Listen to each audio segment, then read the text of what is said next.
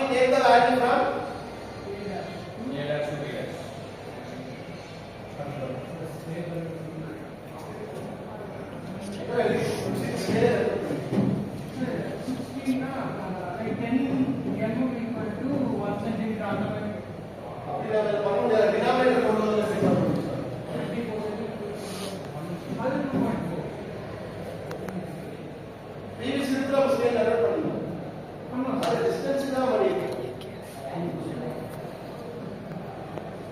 So next from A dash to B dash, that B, A to B is 45 so this is 9, this is 45. So already this is the 2.1. 2.1, this is called as B dash, the angle of 45 degree. Clear up.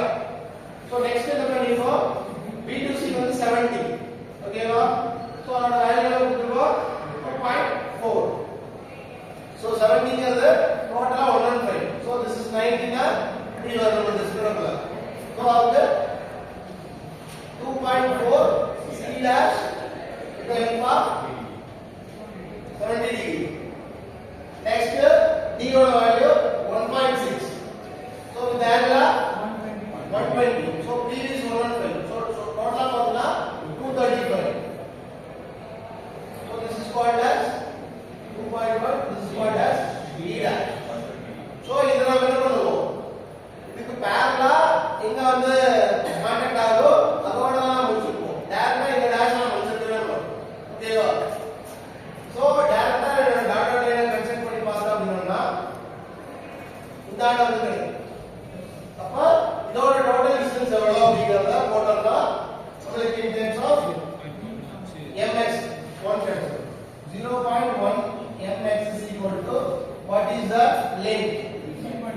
3.4.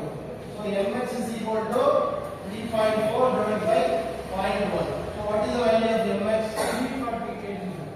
340 kg. So what is the angle of theta x? So your angle is 210 degree. Clear? So recall the previous problem. So உங்களுக்கு given என்ன கொடுத்திருக்காங்க பார்த்தா 4 mass கொடுத்திருக்காங்க, along with the radius கொடுத்திருக்காங்க, along with the mass ஓட angle, அப்புறம் அதோட distance கொடுத்திருக்காங்க. இதுல இருந்து என்ன கேக்குறாங்கன்னா x ஓட மாஸ் எவ்வளோ, y ஓட மாஸ் எவ்வளோ, along with the angle value. So மொத்தம் 4 ஃபைண்ட் அவுட் பண்ண சொல்லி கேட்டிருக்காங்க. So அப்ப அந்த 4 உங்களுக்கு தெரியணும்னா first of all அந்த ரெண்டு unknown parameter வந்து எந்த டிஸ்டன்ஸ்ல ஒரு சீக்கிங்கா இருக்குங்கறத பார்க்கணும். From A to D ல x where and y where அப்படிங்கறத first அனலைஸ் பண்ணணும். அத once கம்ப்ளீட் பண்ணதுக்கு அப்புறம் so we go with the angle quotient diagram. ஓகேங்களா? ஒவ்வொரு மாஸ்லயும் ஒவ்வொரு மாஸ்ல எவ்வளவு வெயிட் ஆட் ஆகுது, எவ்வளவு ஆங்கிள் வந்து அடுத்த மாஸ் வந்து லொகேட் ஆயிருக்கு அப்படிங்கறத angle quotient diagram வந்து நம்ம ரெப்ரசன்ட் பண்ணணும். once அதனை கம்ப்ளீட் பண்ணினா come to the table. So இந்த டேபிள் என்ன பண்ணிருக்க?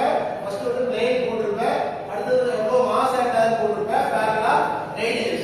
So மாஸ்க்கு radius போட்டா that is called as centrifugal force value. அடுத்து வந்து ரெஃபரன்ஸ் பிளேன். So எதை வந்து அன்னோனா வச்சு மத்த வேல்யூ எல்லாம் கண்டுபிடிக்கிறோம். நாம வந்து x வந்து அன்னோனா வச்சிருக்கோம், அதனால டைரக்டா putting x as 0. So அதோட டிஸ்டன்ஸ் கால்குலேட் பண்ணதுக்கு அப்புறம் centrifugal force into reference plane multiply பண்ணா கிடைக்கிறது வந்து கப்பல் பாலிகன் டயகிராம். ஃபர்ஸ்ட் கப்பல் பாலிகன் டயகிராம் நம்ம கன்ஸ்ட்ரக்ட் பண்ணி முடிச்சோம்னா இந்த terms of my உங்களுக்கு கிடைக்கும். அந்த y வச்சு terms of centrifugal force வந்து கண்டுபிடிக்கலாம். சோ அதுதான் வந்து ms கண்டிப்பா. ஓகேங்களா? ஃபார் எக்ஸாம்பிள் a ஓட மாஸ் எவ்வளவு சொன்னீங்க? 200 kg. then b 300 kg. then c 400 kg. then d 200. இப்போ நமக்கு a க்கு x வருதா? x ஓட kg எவ்வளவு? 340 kg. then d and y 177.5 kg. so previous பாத்தீங்கன்னா smaller higher then smaller. அதே மாதிரி இங்க பார்த்தா higher smaller high. so அப்ப நம்ம கண்டுபிடிச்சது இன்டிவிஜுவல் ஃபோர்ஸ்ல கரெக்ட்டா அப்படிங்கறத ஒரு டைமென்ஷன்ஸ் பார்த்தோம். ஓகேவா? டவுட் இருக்கா? of the rotating of parallel